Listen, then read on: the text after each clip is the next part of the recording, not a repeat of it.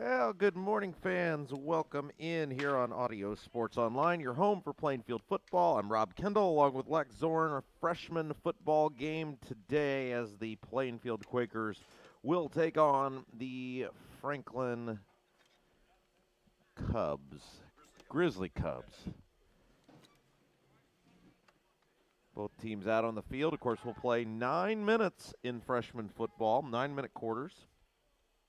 And a good night last night for Plainfield football as they were victorious over Franklin by a score of 48-37. So, chance to complete the sweep here today if the freshmen and then the JV can be victorious. Plainfield, as you can see, they're huddling on the sidelines. They will receive the kick to begin the football game in the home red jerseys, white letters and numbers, white pants. Franklin will be the visitors today. Blue pants, white tops, blue letters and numbers. Lex, should be an exciting morning of back-to-back high school football. That's right. I'm so glad that they've changed the format of these freshman and JV games. That now they're back to back, so so they're double headers now. The fans get a lot more bang for their buck. You need to lower your microphone down there just a little bit. Okay, there you go. Okay, much better. Okay. Sounds good. Good. All right, so Plainfield will receive the kick. They'll move from right to left, and as we said, 9-minute quarters at the freshman level, unlike 12 at the varsity. Onside kick, live ball, and Plainfield will fall on it back at the 35.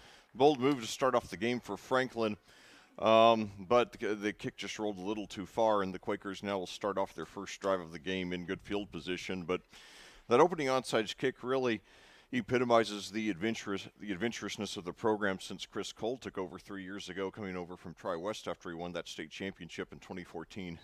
Yeah, of course, he, as you said, Leck did win the state championship at Tri-West. Now the head man here at Franklin, and has had a bit of a work to try to turn that program around. But Plainfield now 4-3 on the year, back to pass, steps up, going down the field, got a man open, and over the head of the intended receiver. I believe that was Lance Cole, number 9, the intended receiver. Your quarterback is Hunter Newell. Yeah, that was an adventurous play to start off the game for Plainfield. Of course, Plainfield varsity head coach Brian Woodard, an adventurous coach in his own right, but I really admire what Chris Cole did down there at Franklin. The Grizzly Cubs until last year had 22 consecutive 500 or worse seasons. So, last year they finally broke that streak. Well, obviously he knows what he's doing, but last night, thankfully for Plainfield, maybe they knew a little bit more because Plainfield now 4-3, 4-3 on the year. And and it would have been 5-2 had they played Greenfield Central as scheduled in week 1, but they ended up getting replaced by Carmel on the schedule, which gave us a loss but outstanding experience, a team of that magnitude. No a rush here. Well, yeah, and you look at that, a short gain on the play that time. If you look at the teams that Plainfield has fallen to, as you said, Carmel, a much bigger school, perennial state powerhouse at the 6A level, and then Mooresville, the best team in the state at 4A, maybe the best team in the state, period, other than Center Grove. Yeah. And then Decatur Central, who's one of the best teams in 5A. So the 3 teams Plainfield has lost to at the varsity level, all premier talents. Indeed, yes. That was Landon Clements there for 3 yards on that play, so that'll bring up 3rd and 7. And an offsides penalty is going to give 5 of those to the Quakers. Let's thank some of our sponsors: Giatis, Jeff Brown Photography, Gunnell Financial, CrossFit Unbreakable, Jack's Donuts, Karen Alexander Photography, Deer Creek Golf Course, the Beacon Sign Company, and LJS Contractors. So thanks to those folks for making it possible for us to be out here and bringing you the Brian Woodard Show all year on Audio Sports Online. So I had 2 receivers to the left, 1 to the right now. Clements again gets it. He's got the first and more. He found a hole there. Nice run that time for Plainfield. Picks up the first down. And the clock will continue to wind with 7:56 left to go here in the first quarter. So now the Quakers looks like they've got Trey Ross in there at quarterback. And he's good size at 6'3", 175. Very big for a freshman. And now, but they got him for a sack there. No, I believe that's Hunter Newell, number 8, Leck, is the quarterback for Plainfield right now. Oh, yes, okay. Yeah, it was number 10 standing next to him. Okay. You're right. I stand corrected there. So, And Hunter Newell himself, a good height at 6'1", only weighs 145, so they'll need to get him in the weight room and bulk him up. But certainly showing a lot of, potential for the future of this program. So they got him now for a 2-yard loss there. And now a screen pass. It is complete there to Ross, and he's up for about 8. So they got back most of what they lost there. Although they got back, actually they got back all of it and more. Excuse, what am I saying? But yeah, it's a first completion of the game, so it'll bring up 3rd down and 5. So that's a pickup of 7 there. Yeah, and interesting, you mentioned Ross. That's a big kid for a freshman, 6'3", 175. Oh yeah. So, hopefully he'll, get some more size on him. And another first down there. So Landon Clements, the go-to guy early on for the Quakers, picks up about 6 there. And he played great luck in that game we did a couple weeks ago against, I believe it was Perry Meridian. Yeah, and Perry Meridian was indeed our last broadcast 3 weeks ago, and it's cooled down. The weather's cooled down a lot since then. It's actually very pleasant this morning here in the press box. But yeah, Clement showing a lot of potential for this program. And he gets it again. This time they're ready for him.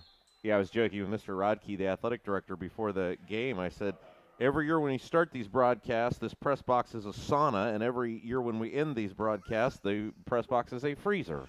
Yeah, for these early morning broadcasts, you tend to either get very, very warm or very, very cold, or very hot or very cold, because back in late August, early September, the sun really reflects badly off of these windows here. So Clements gets it again. So second play in a row, though, they stop him. So I think they've gone to the well a little bit too much now. So we'll see what they try here. And this will be our final JV freshman doubleheader this year. Of course, no varsity broadcast. School's doing those due to the COVID restrictions. But we will have the Brian Woodard Show as long as Plainfield keeps going. We will have the Brian Woodard Show for you each week. That's right. The Quakers do have 2 more regular season varsity games. Next Friday will be our senior day against Whiteland. Then a week from Friday out at Martinsville to close out the regular season. Now rolls to his right, throws deep inside and it's deflected out of bounds, so that'll bring up 4th and 12. Ross was the intended receiver that time. Tyler Newell, though, showing a good arm. He's gone deep twice already, and both balls were catchable. Yeah, he can get it down there, no doubt about it. So now 4th and 12. Looks like the Quakers will go for it. 6 minutes even to go here in the first quarter. This is our 3rd broadcast and our 2nd doubleheader for you this season.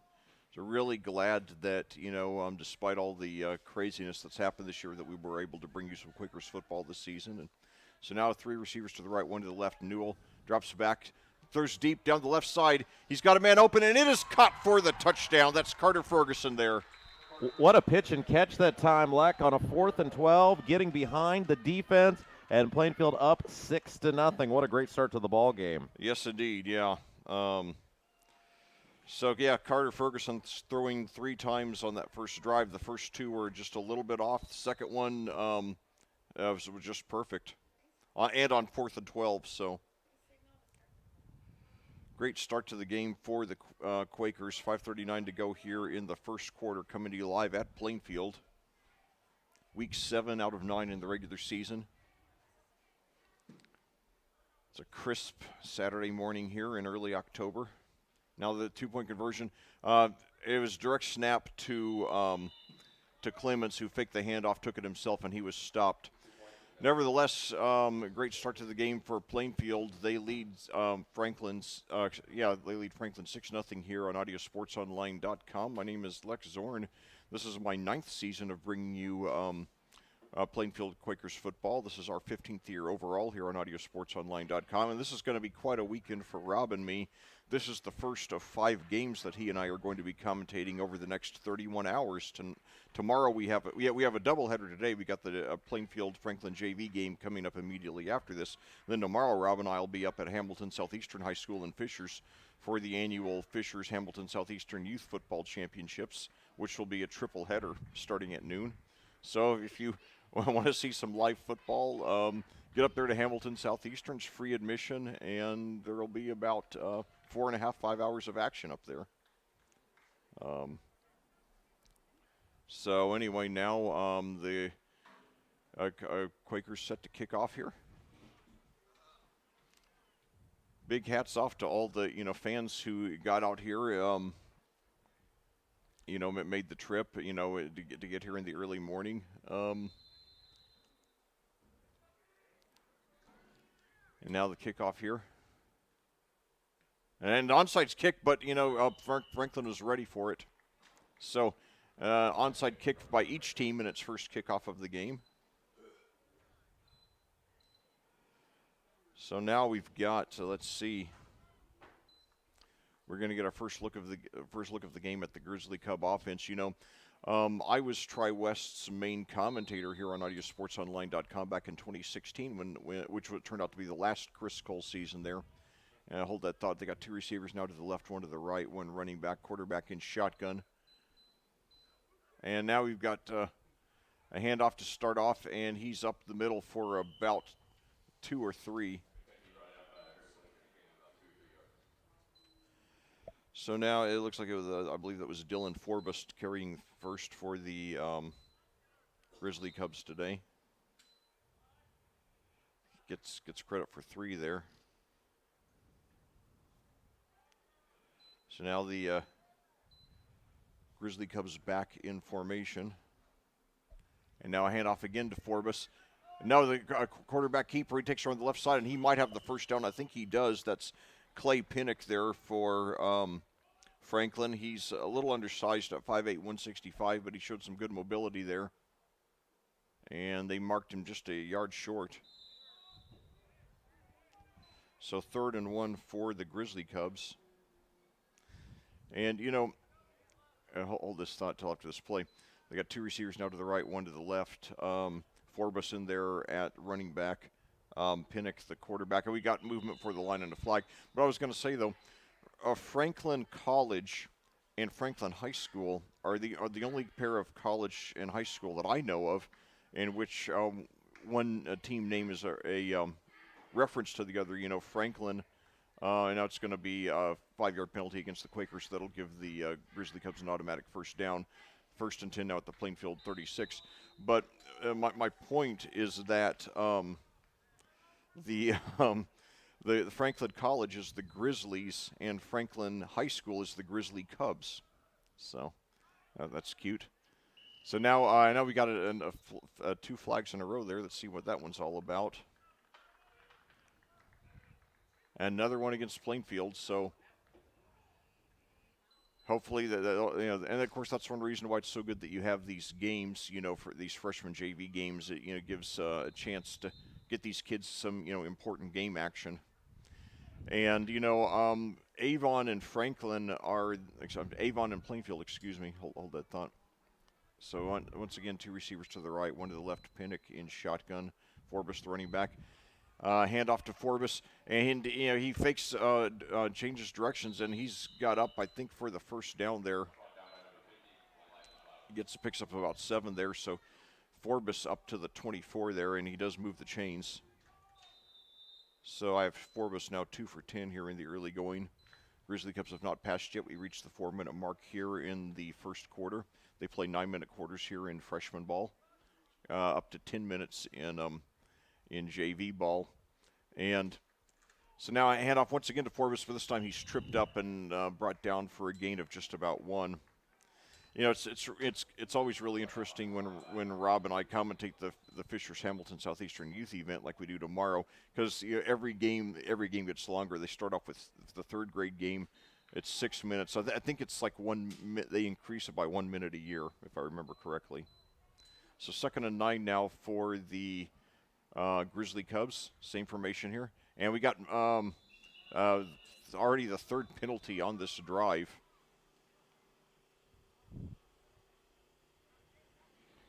But yeah, Plainfield and Avon are our only 2 schools on AudioSportsOnline.com that have us commentate the JV and freshman games, and we love it. I always get great enjoyment out of watching the future of these programs.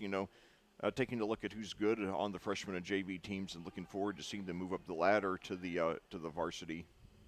And so, And it looks like Brian Woodard, has some gyms coming down the turnpike that'll be playing for the varsity team in a couple of years. Now a trick play here, but it doesn't fake out anybody, and he's brought down for right around the line of scrimmage. That was Luke Beckert who ended up with the ball there for Plainfield with his first carry of the game.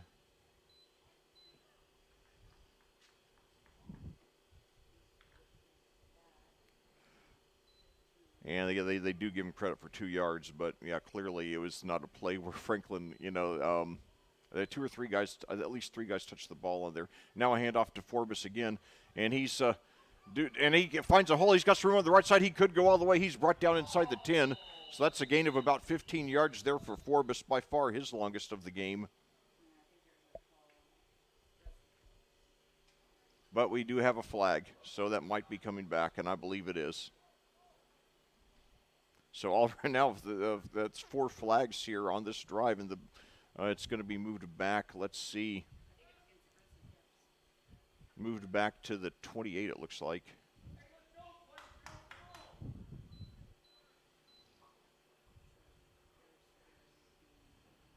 So 3rd and 7 for the Grizzly Cubs now at the 28. No, it wouldn't be 3rd and 7. They didn't update the scoreboard yet. It'll be about 3rd and 13. So now let's see. We've got Beckert and Cooper Taylor lined up to the left, another receiver to the right. Forbes, the running back now. They've got the snap, screen pass. It is caught by Forbes. Breaks a tackle, and he might get up to the first down. It's going to be real close. That was the first pass of the game by the Grizzly Cubs. Let's see if they... So he didn't quite get it. It's going to be a yard short. Nevertheless, an important 12-yard pickup on the first pass of the game by Franklin. So let's see if they get the first down here. And yeah, quarterback keeper, he does have it and more, and he's up inside the 10 up to about the 8. So good move there by Pinnock. He had a rush earlier on this drive for 6, and he picks up a little more than that this time. So Pinnock showing a lot of good mobility for a quarterback there. And, I'll tell you, I've been, I've commentated Franklin quite a few times over the years. Hold that thought. So 2 receivers to the left, 1 to the right. Pinnock in shotgun.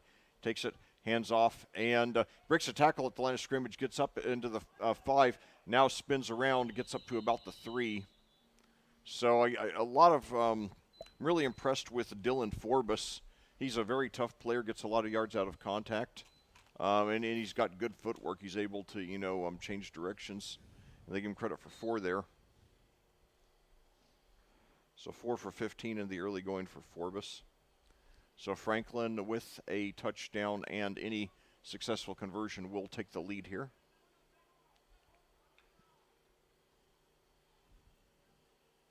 So 2 receivers to the left now, 1 to the right.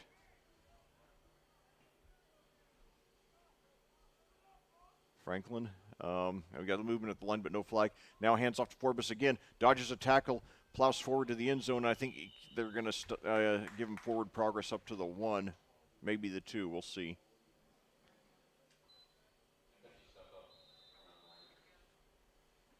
So they mark him at the 2.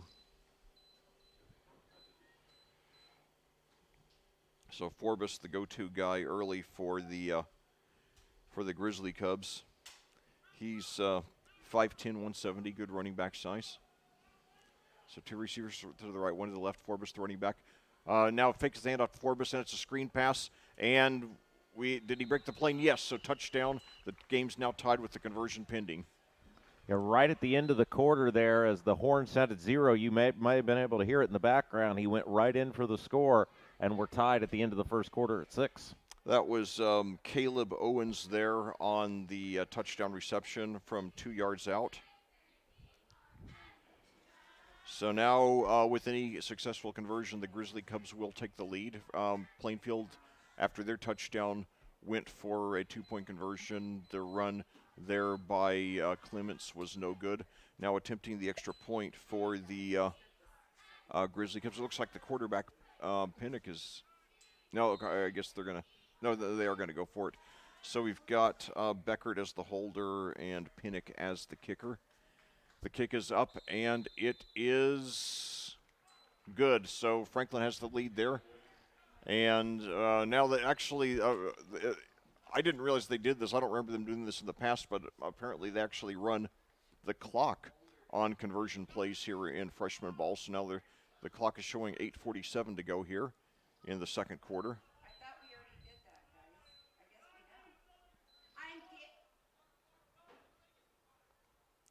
So anyway, So we are tied. It's a 7-6 ball game as we start the second quarter. He's Lex Zorn bringing you the call of the action. I'm Rob Kendall here from Plainfield High School. The freshman football action will have the JV game following this one here on AudioSportsOnline.com. Yep, a lot of football for about the next 2.5 hours or so. So if you're watching us live and you want to come out, by all means do so. Got plenty of room here, and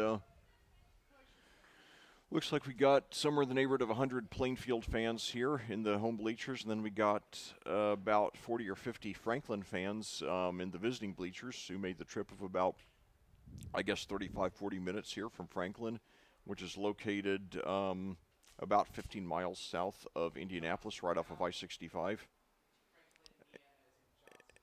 And, yeah, my son just told me Franklin is in Johnson County. I couldn't remember what county it was in.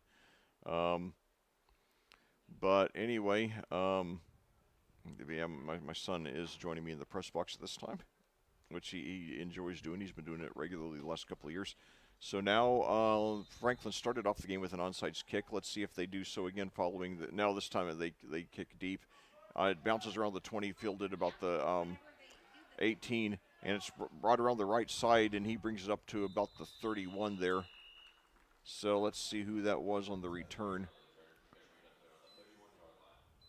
It's 56, I believe, so that would be Landon Drennan. So now let's see if Plainfield can get that lead back. The Quakers scored on their first possession on a 40-yard touchdown pass from Hunter Newell to Carter Ferguson. However, the 2-point conversion was no good, and Franklin held that thought. But now Clements gets it, and they got him down for a big loss there. That's a loss of about 7 yards by Landon Clements, who rushed well on his first 3 carries, but then was stuffed on his last 2, and now was really stuffed on that one.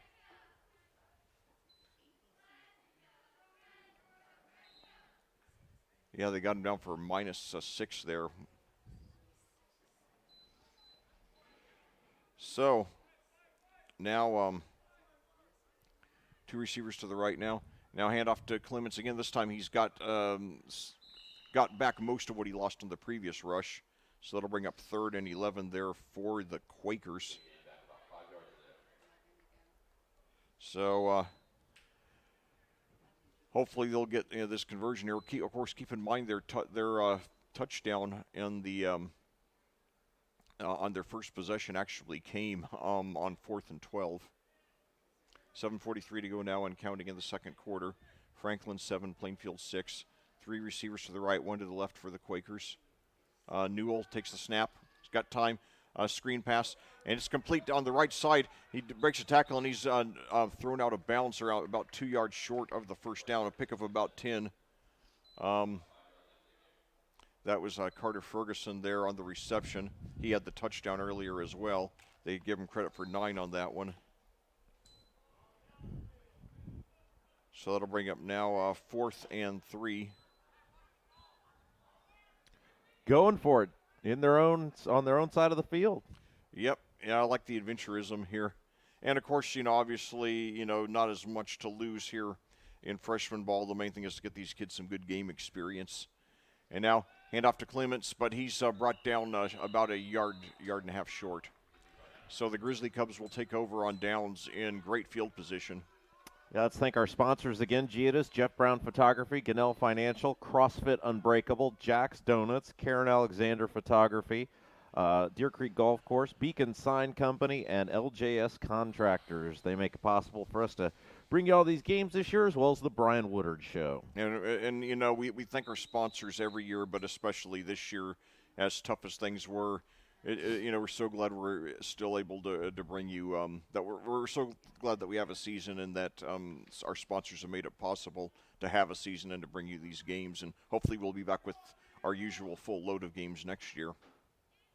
So now 2 receivers to the and now we got movement at the line. No flag there. So now pass down the middle, and it is caught inside the 15. So that's a pick of about 26 yards there. He was brought down immediately. It's a nice catch that time in traffic. I believe that was number 13. Yeah, that's right. That was Cooper Taylor. Yeah. Yep. So that'll be but it's coming back though. It's coming back. Yeah, I thought it was. I didn't see the flag. Maybe they forgot to throw it, but the play was whistled dead. So 6:27 to go now. Here in the second quarter,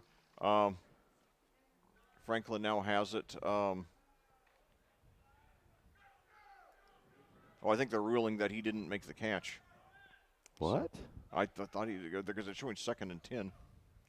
Okay. Yeah, and that was odd. It looked to me like he made it, but so now handoff, and he's up. That was Forbes again, picks up about 8 there, which I believe is his longest of the game, and he's looked pretty good so far overall.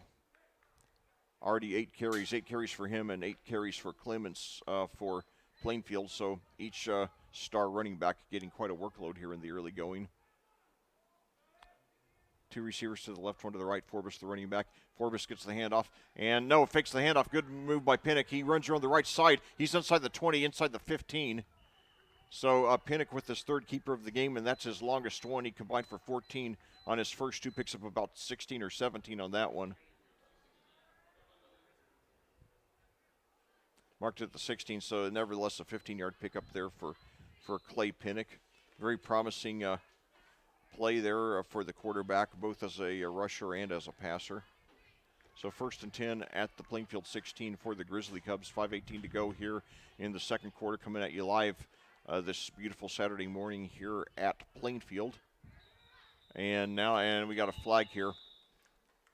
Right now the temperature, let's see, 48 degrees here in Plainfield. That sun makes a big difference, though. It does, yeah, and of course a little cooler here in the press box. And I've got a hoodie, and it's going to be against Franklin. They move it back to the 21 here, so that'll bring up 1st and 15.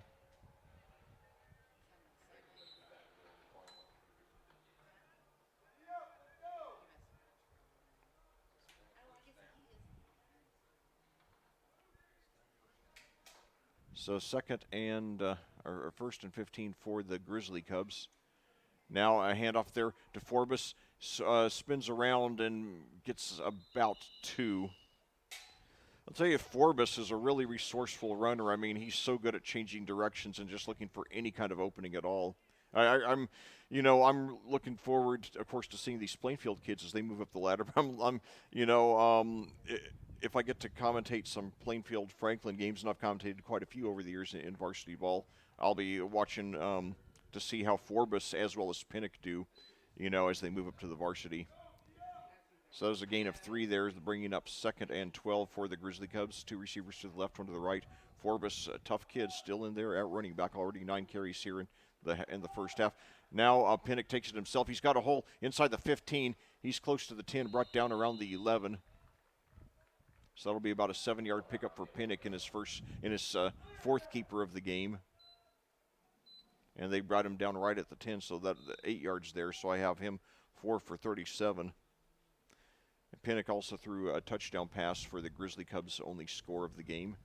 The difference is they made the conversion. Now, and by the way, Pinnock kicked the extra point too, so he had a hand in all 7 Grizzly points. So 2 receivers to the right, 1 to the left. Now Pinnock in shotgun. Forbes still in there at running back. Takes it. Now fakes the handoff. Throws it the middle, but just over his head. The intended receiver there, I believe Richards was the intended receiver there for Franklin. So the clock stops now. No, they're still. Are they playing with a running clock here in freshman ball? Because oh no, they ran down 3 seconds, then stopped.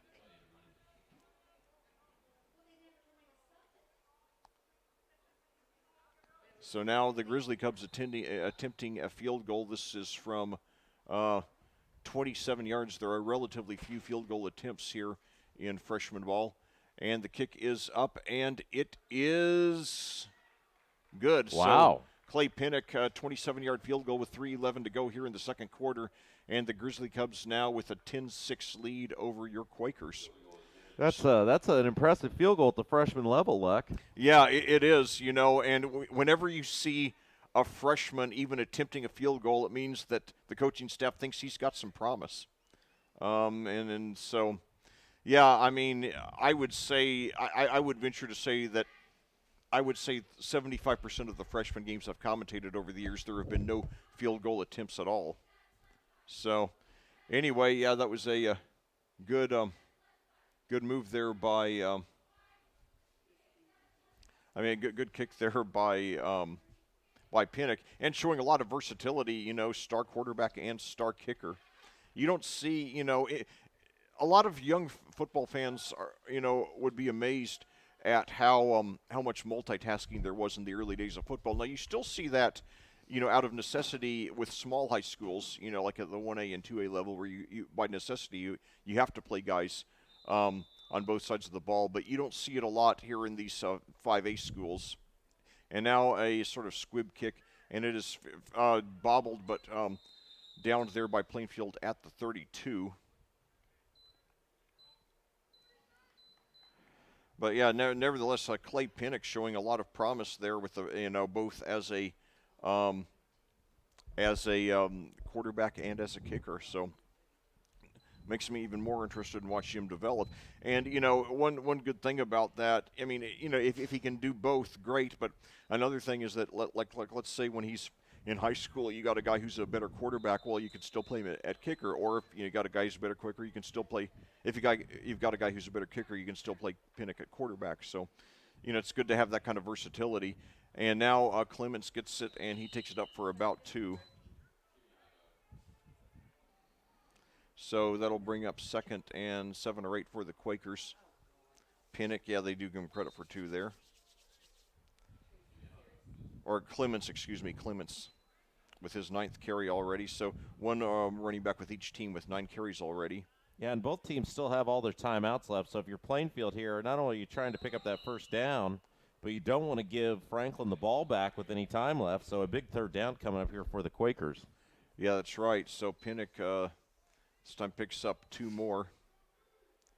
So as conservatives as they've been lately, you got to think that there's going to be a big play coming up, very possibly here where we got 4 wide receivers in motion. I have a feeling we're going to see a pass here.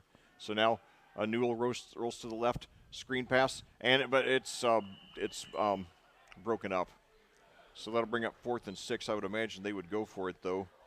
Newell actually went deep 3 times on the Quakers' first possession. The first 2 times were close misses, and then the 3rd time was that 40-yard touchdown pass to Carter Ferguson, accounting for all of Plainfield's points so far. They trail 10-6 now, 1:56 to go, and counting here in the quarter. So 3 receivers to the right, empty backfield.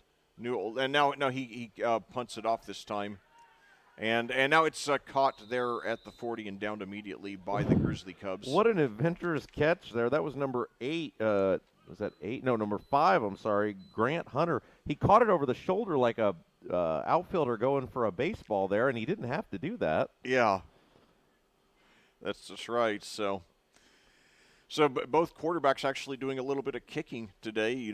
Clay Pinnock, has an extra point and a field goal for Franklin, and Hunter Newell now has a punt for Plainfield.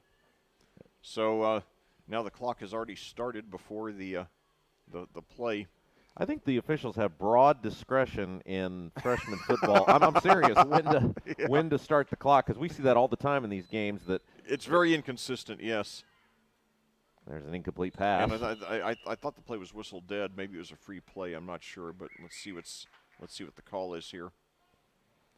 Well, I'll tell you, I think I've very rarely been in a tense situation when I've been in a broadcast booth.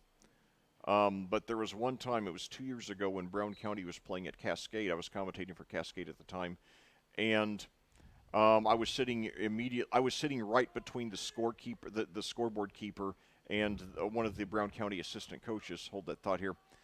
So now I hand off, and he's up for about 2 yards.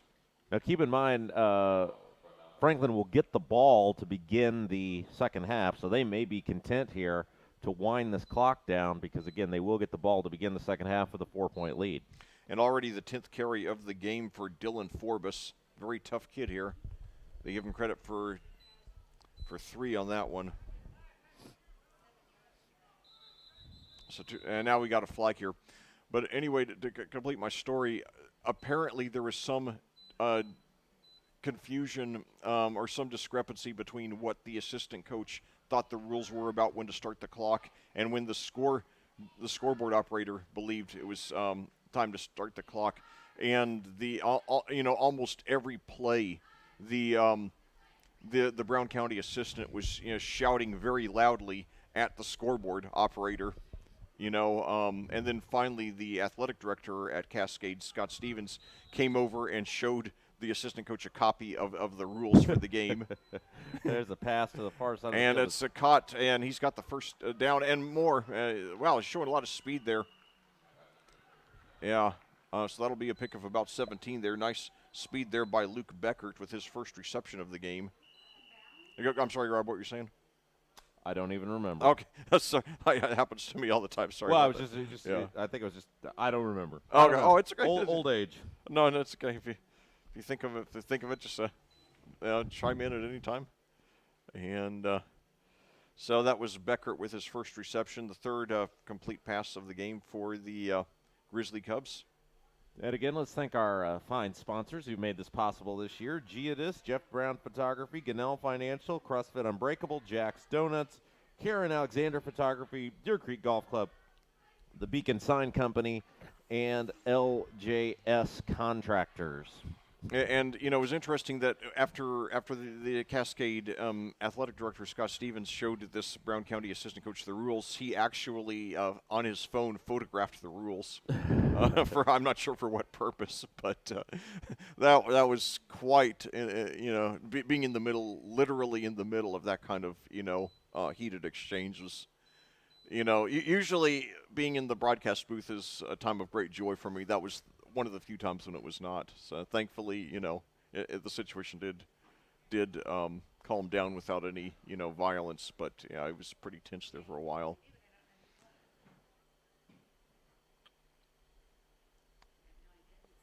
So anyway, 1st and 10 at the 44 for the Grizzly Cubs with 40 seconds to go. They still have all 3 timeouts, so still a full range of options. Trying to take a 2-possession lead into halftime. They lead 10-6 now. And Back now to pass. Has time. Rolling outside there. Lots of time, yeah. Throws deep, and he's got a man open, and it is just through his hands. Boy, he had him wide open too, Leck. I mean, it was the 35. Nope. Let's see. 80. Is that 85? It's kind of hard to see those numbers. I know, yeah. I'll tell you that's one thing about these Saturday morning games. I believe it's 25 there, which would be 25. Caleb Owens. All right, there we go. And it was. Yeah, it was Owens who had the touchdown in the first quarter on that 2-yard pass. I know. Well, he never did his thing. They're supposed to do their little wine thing. That's what they told me. So anyway, and now we've got a whistle here. But yeah, we're Rob, for freshmen, we got a couple of guys with really good arms here. We've got Newell for Plainfield and Pinnock for Franklin. Each just, thrown, some deep balls in this game. Thank you. So now 2nd and 10, now 35 seconds to go in the half. Franklin trying to get that 2-possession lead, and keep in mind they do get the ball first to start off the second half. The snap, drop back, plenty of time again. And he throws downfield again, and just a little bit short this time. So now 2 long passes, 2 incompletions for the Grizzly Cubs. The clock stops, 25 seconds to go. Well, they gotta think about it too, Leck, that again, where they're at in the field, you don't want to give Plainfield the ball back because that's not that far to go if they could hit a big play. So we'll see what they do here on third down because you will get the ball to begin the third period. Yeah, so they, who knows? They might just get very conservative. Although remember, the Quakers have all 3 timeouts too, so they could use a timeout here if so. And so anyway, we got 2 receivers to the left, 1 to the right for the Grizzly Cubs. Drops back to pass now, blitz, and it's just a little bit off on the screen pass. So 3 consecutive incompletions now, and with 19 seconds to go, the clock stops here. So I would imagine they would punt here so that the Quakers would have very little chance to score here before halftime. Because Franklin, they've generally moved the ball well. They got a touchdown and a field goal. This drive has stalled with 3 consecutive incompletions, but all of them were close calls. In fact, really 2 of the 3 should have been caught. So. Anyway, let's see what they do here. It looks like they are going to punt. They do, yes. Good kick. Bounces around the 20. Now it takes a huge Franklin bounce inside the 10, and it dies at the 8. So now with 8 seconds, 7 seconds, and it keeps on ticking now down to 5. So I would imagine in that situation, Plainfield will probably just kneel at the clock, but we'll see. 9:42 your time of day, coming at you live here at Plainfield. This is our 3rd and final Quakers broadcast of the season. This is our 2nd doubleheader of the season. As always, we thank you for joining us. This is our 15th consecutive year and my 9th consecutive year of commentating Plainfield football here on audiosportsonline.com. Hopefully many more to come. Hopefully we'll be back with a full load of games next year. And now they just they'll let the clock run out without running a play. So at halftime here in Game 7 of the freshman season, your score, Franklin 10, Plainfield 6. We'll be back after a few words from our sponsors on audiosportsonline.com. Yeah, and again, before we pause, thanks to Giadis, Jeff Brown Photography, Gunnell Financial, CrossFit Unbreakable, Jack's Donuts, Karen Alexander Photography, Deer Creek Golf Course, the Beacon Sign Company, and LJS Contractors. We'll take a pause and be back with the second half.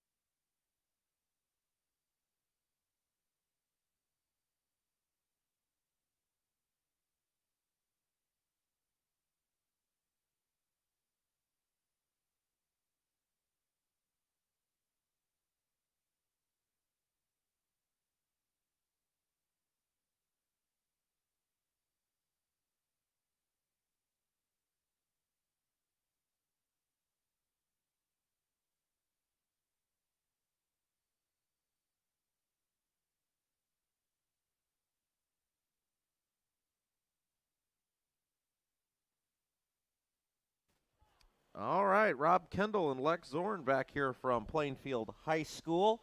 Our freshman broadcast here today is your Quakers are taking on the Franklin Grizzly Cubs, and it is a 10-6 affair. Plainfield on the low side of the scoreboard.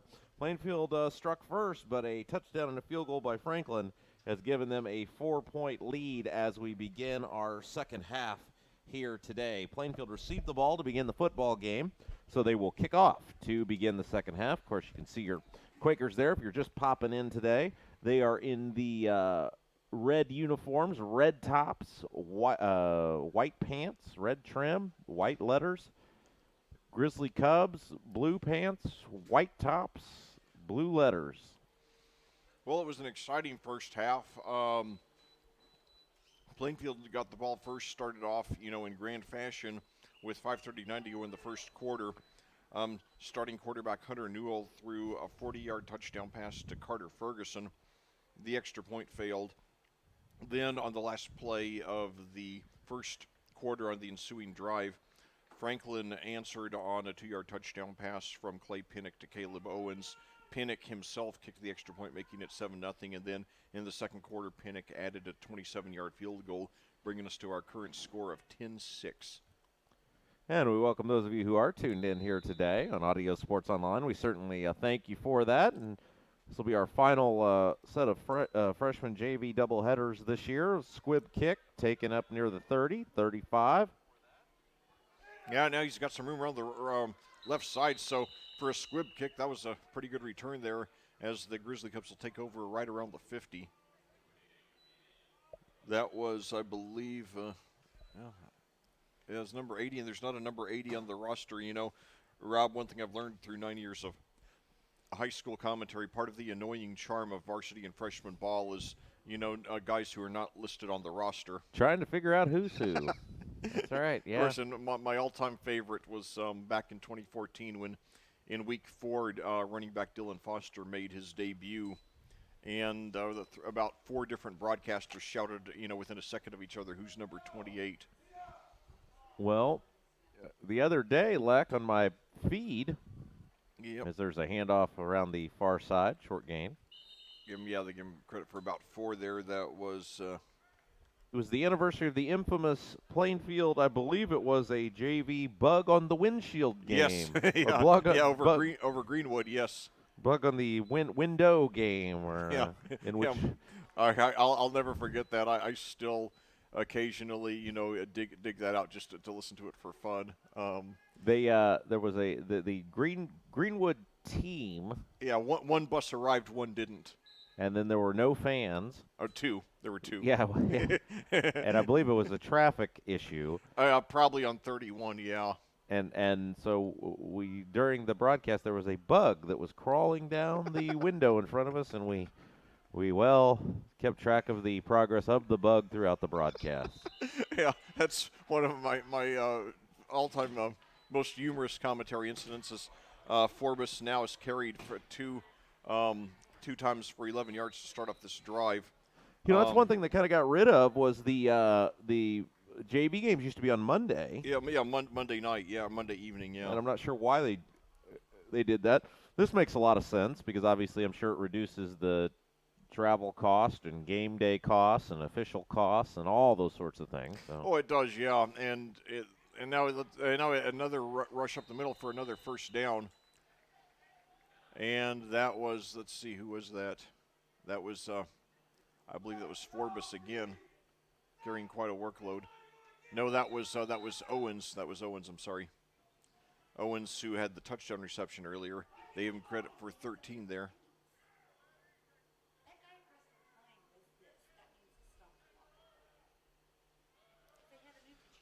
So now another handoff again, and this time he's up for about 3 or 4. And he's a big dude, man. I mean, he is. What do they list him as? Yeah, that was Owens. Yeah, so they've got him listed now at 6 feet 189. That's a big size for a freshman, man. Yeah. Oh yeah. That's about what Tokes Akinrabate was, the great Brownsburg running back who went on to play a couple of years for the University of Iowa. So yeah, Owens now with another rush. And now a handoff again, and he's up there, showing a lot of power. He gets inside the 10. Yeah, he gets a full head of steam. You are not stopping him, and this Grizzly Cub offensive line right now winning the battle against the Quakers. Indeed, yeah, they give him credit for 14 on that one.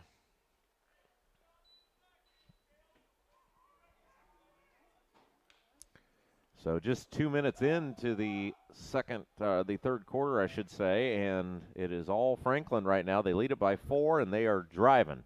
Yep, and now they give it to Owens again, and now he's up to about the 4. Yeah, he's just a load. They even hit him. It looked like that time Leck in the backfield, but he kept going.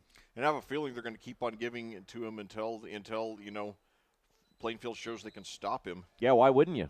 Oh yeah.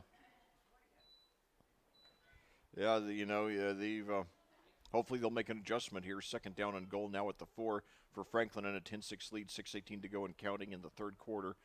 Plainfield trying to hold on. Now they give it to him again, and he plows his way up, and he's got it. And for the score that time, nice stretch and put it in. So Caleb Owens got a touchdown in the first quarter on a 2-yard reception. Now a score on a 4-yard rush.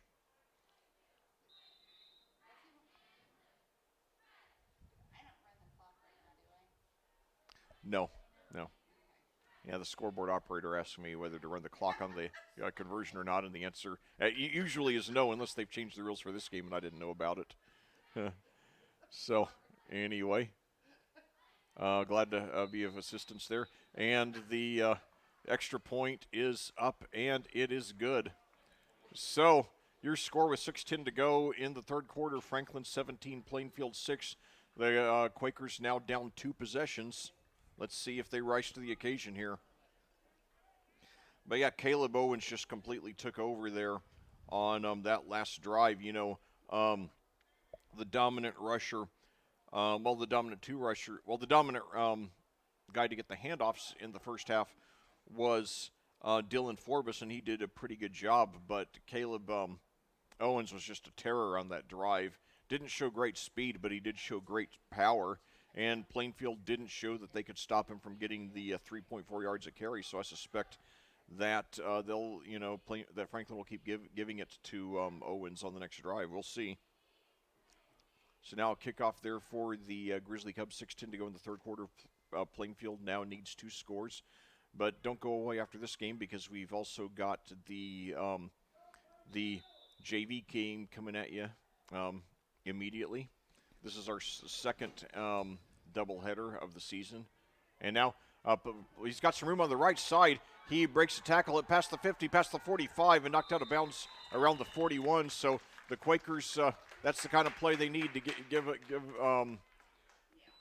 a jolt. Landon Drennan that time with the return 56. What a nice job. Yeah, he did, yeah. So hopefully that'll get the team in motion, and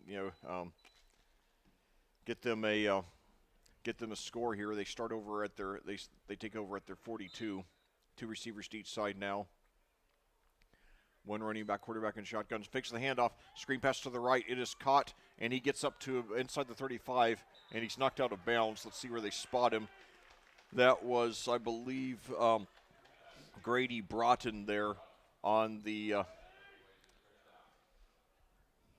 And they give him credit for the first down. It was hard to tell exactly where he got pushed out. They're going to mark him down at the 31 now. The play covers 11 yards. Plainfield first, and now handoff, fakes the handoff now. And Newell takes it around himself to the right side, but he's brought down for a short loss. Got him by the back of the jersey that time, Leck. Yep. Barely. That could have been a nice little gain, but as you said, Leck, clock will continue to run, and it's a 1-yard loss for the Quakers. Indeed. So now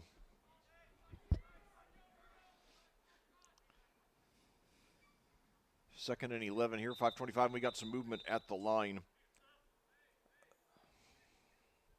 So let's see what that's all about. Quite a few flags here in this game. In fact, at one time we had 4 on 1 possession in the first half. So now the Quakers are ready to go. I think they were trying to get a player off the field. So and 2 receivers to each side. Low snap, but he gets it in. Screen pass over to the right. It's caught, and he gets out of bounds immediately. nice catch that time. Good little rapport going on there between Broughton and Newell. Yep. So now Broughton with his second reception. The first one went for 11 and a first down. That one goes for, looks like 6.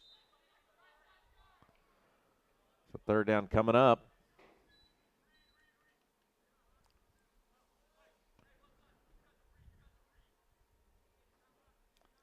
It's 2 receivers to each side now.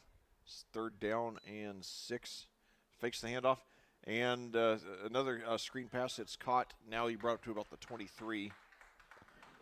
So big fourth down coming up here. They need to get about a yard and a half. They got to get down to the 21, and as you said, like just inside the 23. So a big fourth down conversion coming up here for your Quakers. Did you catch who made that reception? Okay, Broughton. So now Broughton, all of a sudden, the go-to guy. He's got 3 consecutive receptions here, totaling 19 yards. And now a handoff there. Does he get it? It's going to be real close. I don't think he got it. They knew the play. They've been on that for a lot of the game here today, and they really have made a concerted effort to say that Clements is not going to beat them.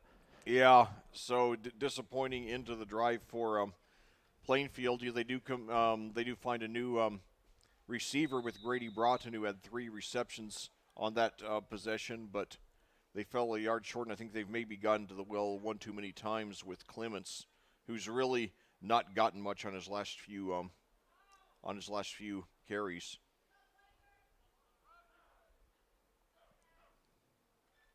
Stretch play to the far side of the field, and Plainfield ready for that time. Boy, what a hit. 56, Landon Drennan in there, and a nice tackle for a big loss. Yep.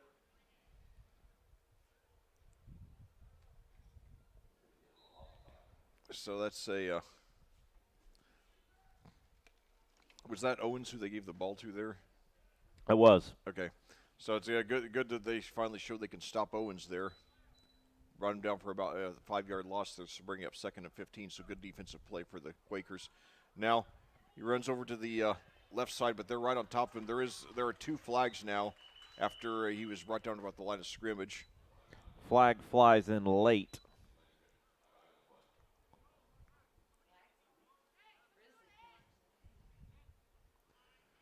So let's see. And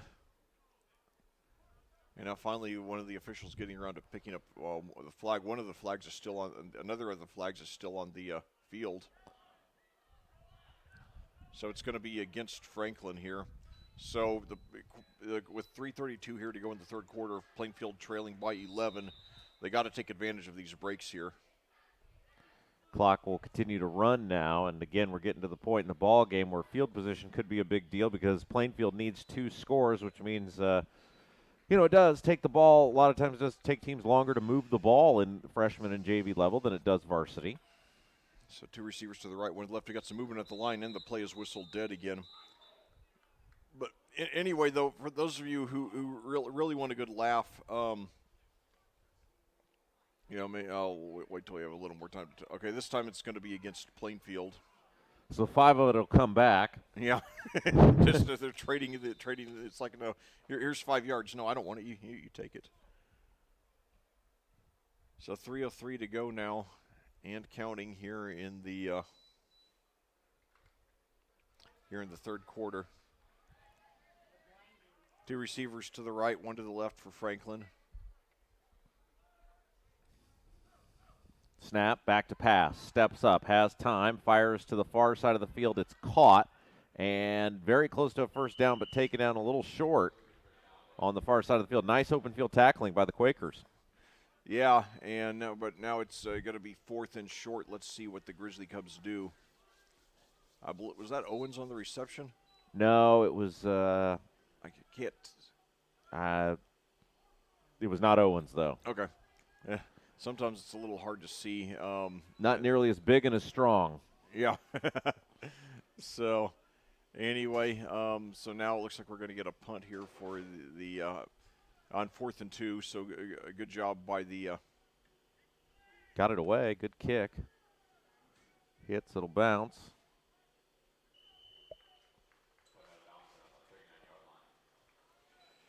So with 1:56 to go in the third quarter, your Quakers need 2 scores. They trail Franklin 17-6 here on audiosportsonline.com. This is the first game of our doubleheader.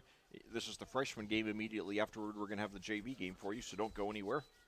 Yeah, and let's thank our sponsors again. Giadis, Jeff Brown Photography, Ganell Financial, CrossFit Unbreakable, Jack's Donuts, Karen Alexander Photography, Deer Creek Golf Course, Beacon Sign Company, and LJS Contractors, who have made all of our broadcasts and the Brian Woodard Show possible this year. So now to start off, we got a rush up the middle for 2 or 3 yards. So, yeah, that's the one thing. Other than that one big play, Plainfield has kind of struggled to move the ball in this one, so the time begins to become a little bit of a factor with just 1:30 left to go here in the third quarter. And I'm surprised they keep giving the ball to Clements because he has not done much on his last few carries. And now he goes over, and now they bring him down for a loss there. He tried to find some room on the right side, and he showed some good speed, but Franklin was right on top of him. Yeah, just another example there of this Franklin line making a concerted effort to not let Clements beat them here today. And, you know, what's surprising is after Newell went deep 3 times on the first possession, including the 40-yard touchdown pass to Ferguson, I'm surprised he hasn't gone deep again. Maybe he will here. Out of the gun, snap back to pass, steps up, and he's going to be hit and dropped all the way back near the 30. So what looked like a pretty promising drive for Plainfield, given their good field position, has not worked out the way they wanted, and they'll probably have to punt it away here, facing a 4th and very long. Yeah, devastating, 9-yard loss there on the sack. So, yeah, let's see,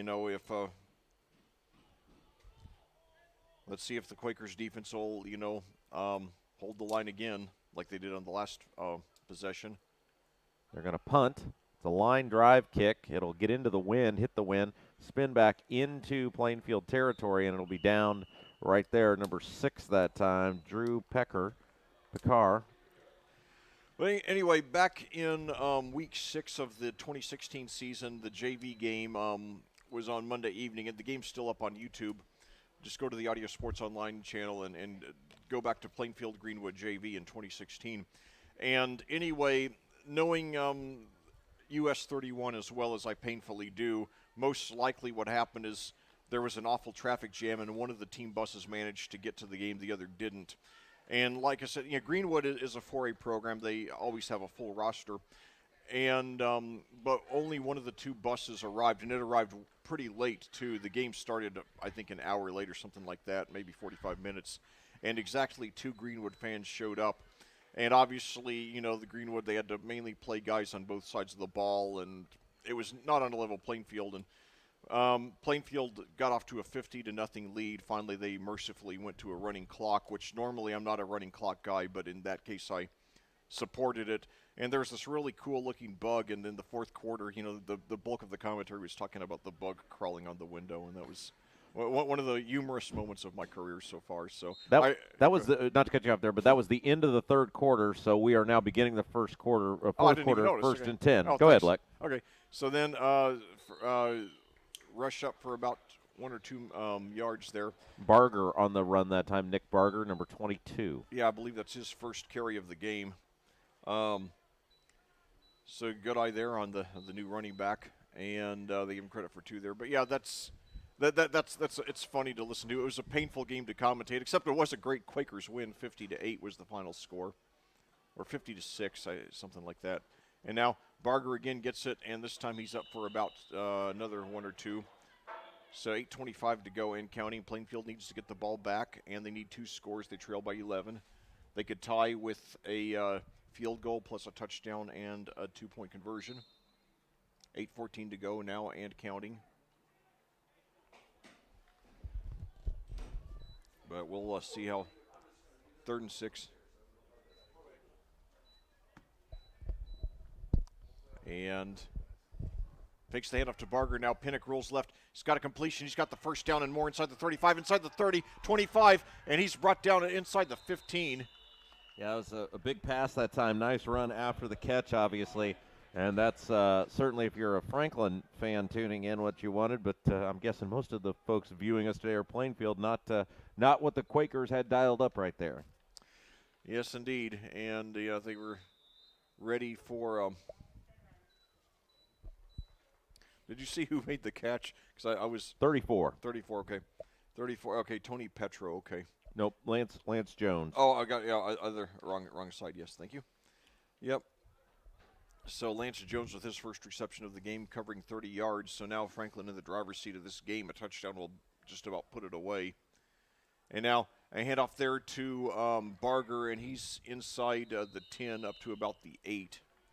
Yeah, and obviously the clock now becomes a friend of the Grizzly Cubs because they are up those 2 scores, and inside of 7 minutes to go, as you said, like another score would make it real tough.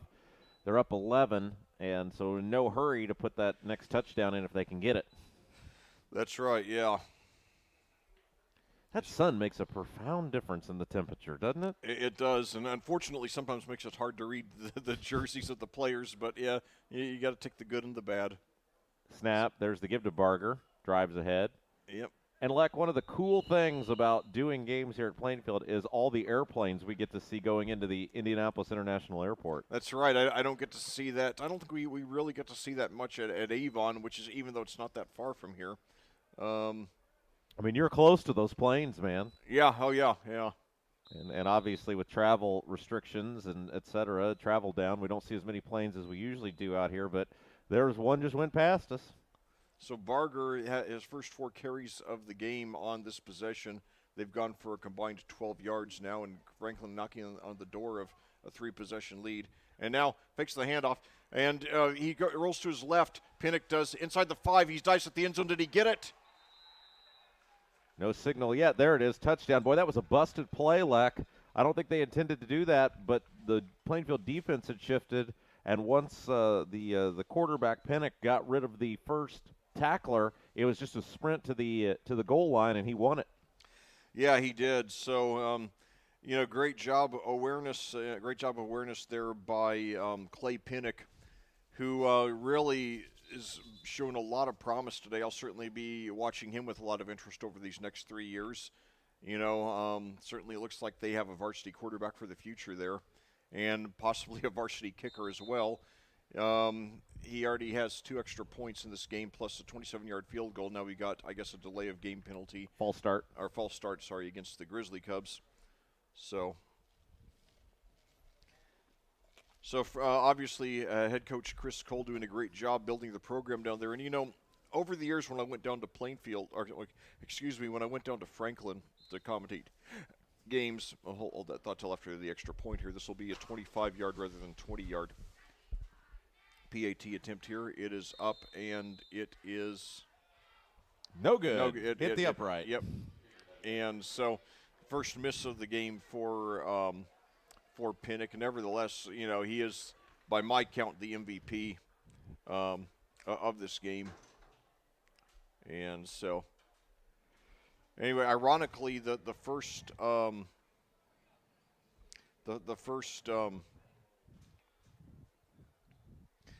score of this game came with 5:39 to go in the first quarter. Now this last one coming with 5:39 to go in the fourth quarter. A 6-yard rush by Clay Pinnock on what Rob described, a busted play. They all count the same, though, Leck. Yes, I don't know if you're aware of that. They do, yes. Yeah, and of course, it's a sign of a good player when you make something out of a busted play like that. And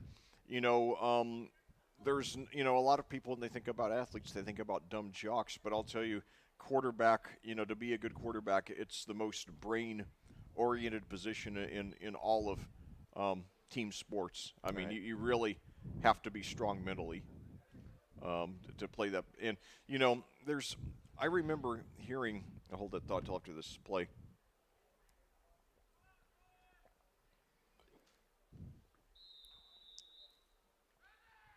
And the kick. It's a line drive kick. It'll hit, And it will be taken at the 20, head to the 25, 30, breaks out of a tackle, spins to the far side, still going, cuts back, a little Barry Sanders action there, Yeah. and eventually going to be wrapped up and taken down. That was a nice effort that That time. was a great effort, yeah. But Carter Ferguson, Yeah, he had the 40-yard touchdown reception. He ran about 80 yards. Unfortunately for him, a lot of it was east-west instead of north-south. I like the down by 17 in the fourth quarter, still giving it that great effort though, and that's what you want to see.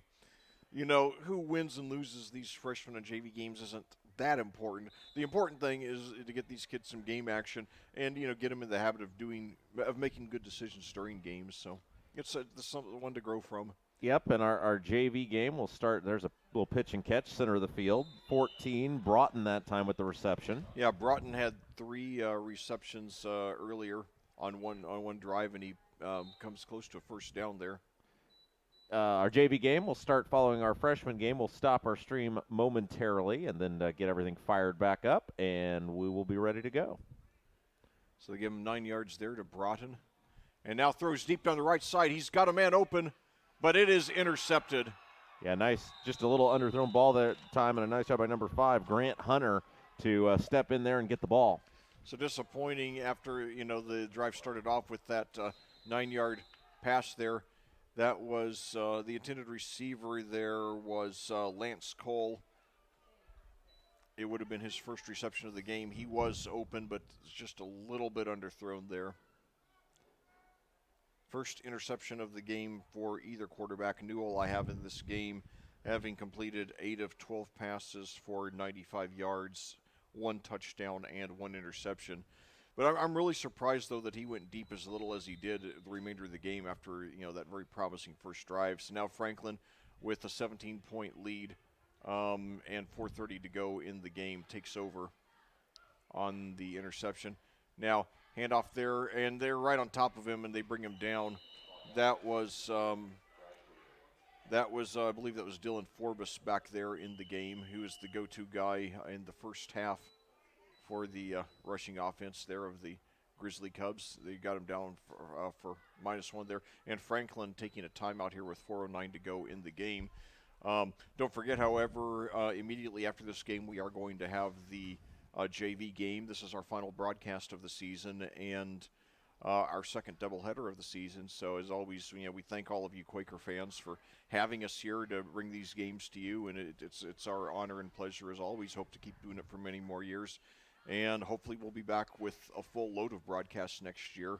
We were thankful to have any season at all here in 2020. I remember just in the last few days before the season, I was really concerned that the IHSAA would pull the plug, even like getting up to game day, but thankfully, it didn't happen, and I really applaud the IHSAA for giving us the green light to go ahead with this season. It's so important for these kids, and Yeah, so 4:09 left to go, fourth quarter. That was a little weird they called the timeout there. Obviously, with the big lead, the clock is your friend. yeah. But You never know what they want to work on, but yeah, I know what you mean. I was surprised as well. snap, there's a give, straight ahead, big hole, and he'll take a couple tacklers with him. Going to be short of the first down, but within about a yard or so. So that'll pick up about 8 there for Forbes. And I'll tell you, if you're a Franklin fan, this has got to give you a little bit of consolation after the loss last night. And it's a reminder that this program does have a bright future with Chris Cole. And I saw the outstanding work he did over at Tri-West here in Hendricks County. And now he's doing more of the same at Franklin. And now a handoff. Forbes has the first down and more inside the 45 up to about the 48. Yeah, nice run that time. These Franklin runners, especially after that first quarter, have really done a nice job of lowering their shoulders and taking tacklers with them. Yes, indeed. So 3:14 to go and counting here in the game. Franklin very well could run out the rest of the clock, especially as I assume Plainfield will not use any timeouts. So now hand off again, yeah, and they're right on top of him, and he's brought down right around the line of scrimmage that time. But, I remember when I would go down to Franklin when they were having some of their, mediocre to bad teams during that 22-year stretch. One thing that struck me is they had very good facilities there. Mm-hmm. And, it's a seems to be, fairly, solid, community as far as income where they would have the money to put into, building a program, which you need. And I always thought if you had the right person for the job there, it would be a good program. And now a botched snap there, and he's brought down for a loss. Oh, big hit there late as 21 coming in there and laying the muscle on him, Clements. Yeah. So, yeah, it's Tri-West at the time Chris Cole left had moved up to 3A. They'd won the Class 3A state championship in 2014. I was their primary commentator in 2016, his last season with the school. And when he left, I knew he was a great coach, but I wondered how he would do, because plenty of times small to mid-conference coaches move up to, or small to, hold that thought, and now fakes the handoff. We got a new quarterback in there and incomplete there. The quarterback is, it looks like number 8, who is not on the roster. So that'll bring up 4th down, and it looks like the Grizzly Cubs will punt here with 1:29 to go in the game. But, sometimes, small to mid-sized school coaches will move up to a big school and not do well. There is an adjustment. Even when you're a great coach, the difference between, running a program with 30 or 40 kids and running a program with 70 or 80 kids is a big difference. And the first 2 years, I know there's always a learning curve with a new coach, but the first 2 years that Cole was at Franklin, they went a combined 3-17. Actually, worse the second year. They were 2-8 in 2017, then 1-9 a year later. And I was starting to rethink it, but last year they just exploded. I think they were 9-2. Were ranked as high as 5th or 6th in the AP poll for Class 5A. And this year they've taken a little bit of a step back, but this, very good performance by the freshman team there shows that Cole is going to have this program in good shape for a long time. And, could guide the Grizzly Cubs to the best success in their history. So, anyway. And now a long pass, and he's got a man open, but it's just a little bit overthrown there. So 1:07 to go. And don't forget that coming at you live immediately after this game, we got the JV game. This is the freshman game winding down here. 1:07 to go here in the 4th quarter with Franklin leading 23-6. And, I think that one thing that Chris Cole learned when he was at Tri-West is that when you have an outstanding system, and you just keep doing it, it works no matter who your personnel is. There, you got a screen pass to the left, and he's up past the 40. Some new, that was Clements there on the reception. Yeah, and he's just a little short of the first down, stayed in bounds, so the clock will continue to run. Yeah. But, yeah, Tri-West, they have and when I was commentating Tri-West, they did not have great talent. They did have one great player in wide receiver Peyton Hendershot, who went on to IU. But really they had a lot of, solid but unspectacular players, but they had an outstanding system. And when you've won 4 state championships, it's very easy to get your kids to buy into the system. Right. And because they know the system works. And I think what Chris Cole is doing now at Franklin is installing the same kind of system and building a winning culture there. And so I think, for a long time, at one stretch, right at the fingertips there, at one stretch, Plainfield actually beat Franklin 20 out of 22 meetings from I think it was from 96 to 17. But, we've reached the point now where Franklin, I don't think, is going to be a soft spot on the schedule anymore. It used to be, we've had 3 or 4 rough games in a row. We got Franklin. Okay, that's going to be a win, But now, they're going to be giving us a lot of trouble over the years, and it's going to be a great rivalry here in the Mid-State Conference. So pleased to be bringing you this doubleheader today. The first half of the doubleheader nearly over. But hope you'll stay with us. Or if you're close enough, just heck, come on out and see the game in person. Listen to the game on your mobile device. 27 seconds to go. This could be the last play of the game. Plainfield trying to end the game on a positive note. They started off red hot, scoring a touchdown on their first possession on a 40-yard touchdown pass from Hunter Newell to Carter Ferguson. And now they got a second interception in a row there to close out the game. That was Lance Jones there on the interception. He also had a 30-yard reception for the Grizzly Cubs earlier in the second half. And now Franklin just has to kneel down once to run out the clock. So Plainfield starts off with a 6-0 lead after that 40-yard touchdown pass and the failed extra point. But Franklin, on their ensuing possession, scored on a 2-yard touchdown pass from Clay Pinnock to Caleb Owens. Pinnock hit the extra point, making it 7-6, then added a field goal from 27 yards in the second quarter to make it 10-6. And then in the third quarter, and then that's the game here.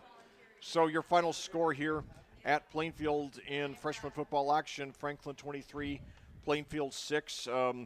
The Grizzly Cubs avenged last night's varsity loss to the Quakers. However, now we're going to settle it once and for all, at least for 2020, in the JV game, which is coming at you live in just a few minutes. All right, yeah, so we'll take a moment. We're going to pause our stream here, and then we will reconnect for those of you viewing at home, tuning in, and we'll bring you the JV game coming up next here on Audio Sports Online.